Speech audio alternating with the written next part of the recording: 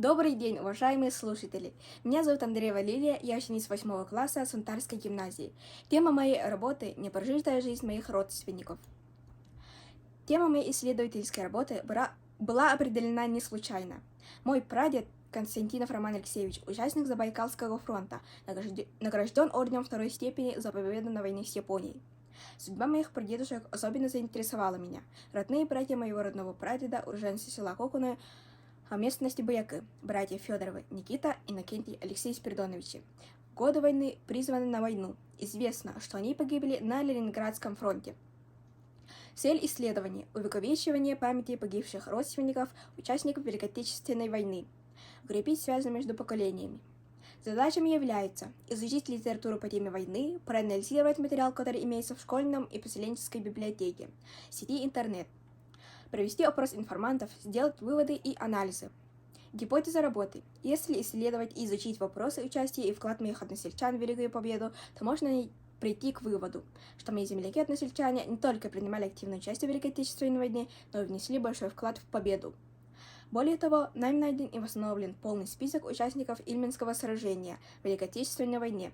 Методы исследования – теоретические и практические. Изучение информационных источников, фотодокумента, работа с каталогами научно-исторической литературы, системой интернет, поиск информации о погибших земляках, систематизация и обобщение. Почти полных 4 года шла кровопролитная война, не имевшая аналога в истории человечества. Война явилась для Якутии, как и для всей страны, тяжелым и жестоким испытанием. Из призванных в армию более 60 тысяч человек из нашей Якутии вернулись домой примерно только 1/3, остальные около 40 тысяч пали на полях сражения Великой Отечественной войны. Иными словами, Якутия потеряла в этой войне около 70 призванных в армию своих лучших людей. Ильменское сражение. Город Старая Русса находится между Москвой и Ленинградом. В годы Великой Отечественной войны он имел очень большое военное и стратегическое значение. 19-я лыжная бригада, в котором были мои родственники.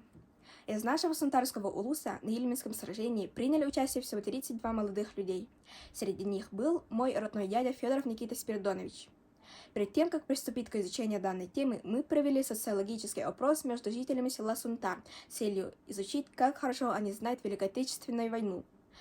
Данные исследования показали, что большинство взрослого населения знает, что их родственники воевали в годы Великой Отечественной войны. Об этом не знают это в основном школьники 4 по 9 класс. Но почти все хотели бы узнать больше о родственниках участников Великой Отечественной войны. Небольшое количество семей хранит реликвии военной поры. Все респонденты уверены, что нужно помнить и хранить память о героях тех военных лет. Родные братья моего прадеда Федорова Дмитрия Спиридоновича тоже были участниками Великой Отечественной войны. Федоров Никита Спиридонович, Федоров Иннокентий Спиридонович и Федоров Алексей Спиридонович. И в сайте «Память народа» мы нашли копии тех документов, подтверждающих участие моих родственников в войне. Федорова Полина Никитична, дочь Никиты Спиридоновича. Из писем Полины Никитичны. Мой отец был ранен. В этих боях в начале марта, видимо, лежал в госпитале, затем также воевал. И в октябре 1943 года пропал без вести. Местные жители ночами их тайком хоронили, документы сохраняли и потом отдавали в местные сельсоветы. Очень многих находят поисковики, но установить, кто и откуда, удается единицам. Выводы.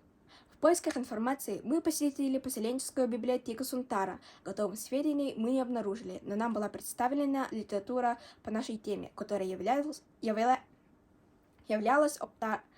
отправной точкой в ходе поисковой работы. Мы опросили информантов Васильева Афанасьева Кирилловича, представителя Совета ветеранов нашего улуса, Спиридонова Николаевича и Федорова Полину Никитичну, мою тетю погибшего Никиты Спиридоновича, который в настоящее время проживает в Подмосковье. Со слов информантов была проведена биография наших героев. К сожалению, не удалось найти фотографии Алексея Спиридоновича в семейном архиве. Работая в сети интернет, нам удалось найти несколько нужных нам сайтов, посвященных героям о наших войны.